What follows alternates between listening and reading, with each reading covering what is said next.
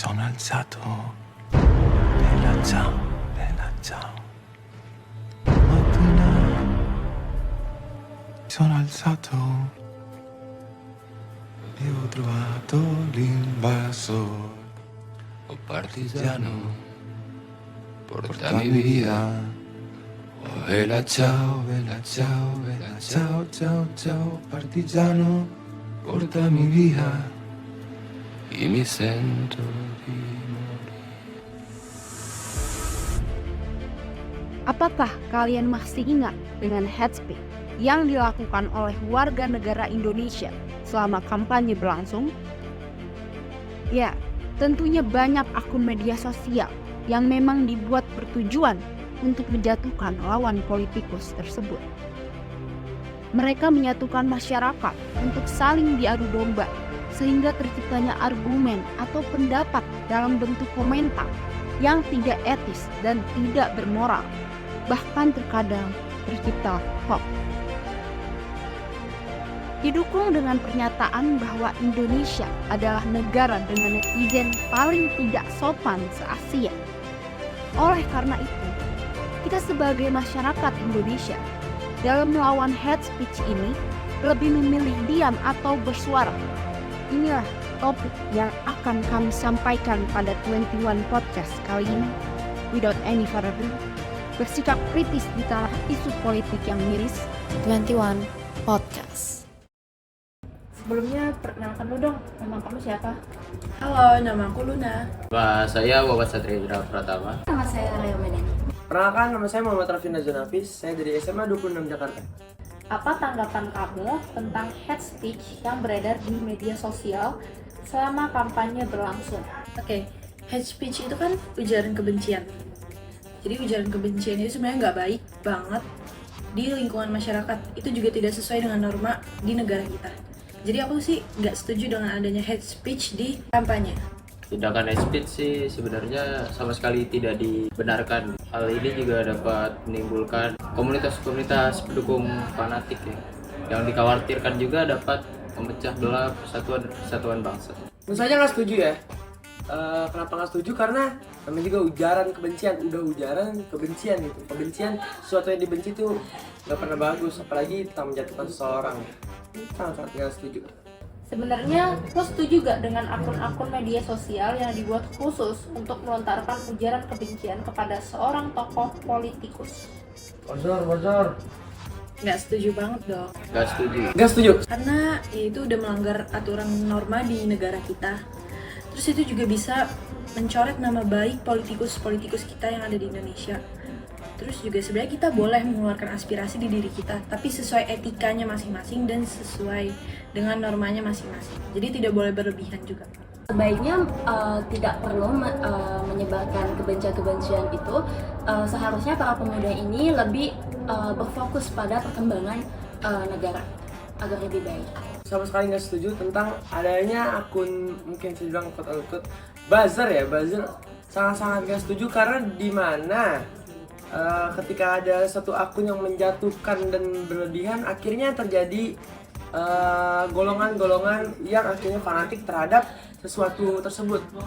Seperti ada golongan yang satu, golongan dua, dan akhirnya malah memecah belah, bukannya malah bersatu. Kan tujuan dari Pilpres atau pemilu itu kan nantinya akan bersatu, tapi pada akhirnya karena ada akun-akun yang menggoreng berita ini, pada akhirnya dia malah berantem, memecah belah gitu, nggak setuju banget. Katanya nih, salah satu alasan anak muda melakukan hate speech ialah belum terpenuhinya taraf hidup mereka atau trust issue dengan politikus-politikus sebelumnya, yang dimana mereka pernah tidak menepati janjinya atau omong doang.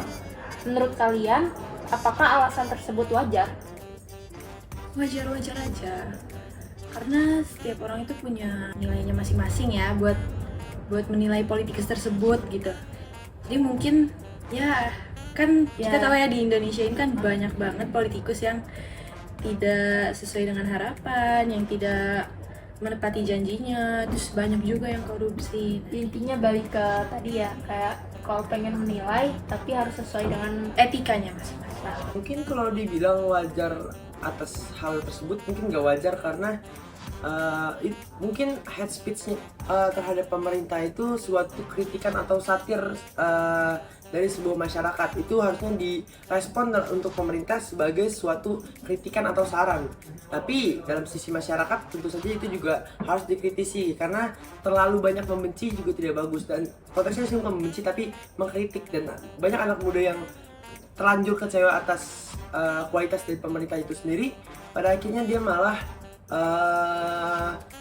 menilainya secara subjektif bukan objektif. Dia malah menilainya bahwa salah ya salah, dia tidak pernah betul. Akhirnya dia akan menilai seseorang tuh berdasarkan orangnya aja, bukan berdasarkan kinerjanya aja. Jadi kalau digaris besarin sih bisa dibilang setuju nggak setuju sih. Kalau misalkan menurut kamu nih wajar nih, kamu itu lebih memilih diam atau bersuara untuk selanjutnya? Mungkin aku bisa bersuara untuk mengeluarkan aspirasi di diri aku sendiri. Sebenarnya diam juga tidak akan menyelesaikan masalah. Jadi kalau saya di posisi tersebut, saya lebih memilih untuk bersuara. Karena bagaimanapun jika kita hanya diam saja, kita sama saja memberikan ruang kepada para pemuda yang ingin menyebarkan kebencian. Yang pertama, malas untuk berhubungan langsung terhadap politik karena politik itu sulit sih. Politik itu sulit sih. Karena satu juga itu, kedua keterbatasan ilmu pengetahuan, dan ketiga saya tidak tahu juga, dan saya juga masih belajar sebagai pelajar untuk belajar lebih dalam tentang menilai politikus yang benar, yang baik dan mana. Jadi untuk terjun langsung dan menjadi untuk melawan secara langsung mungkin, tapi untuk mempelajarinya sesuai terangkat. Buat pertanyaan terakhir nih, apa yang mau kamu sampaikan ke politikus-politikus di negara ini?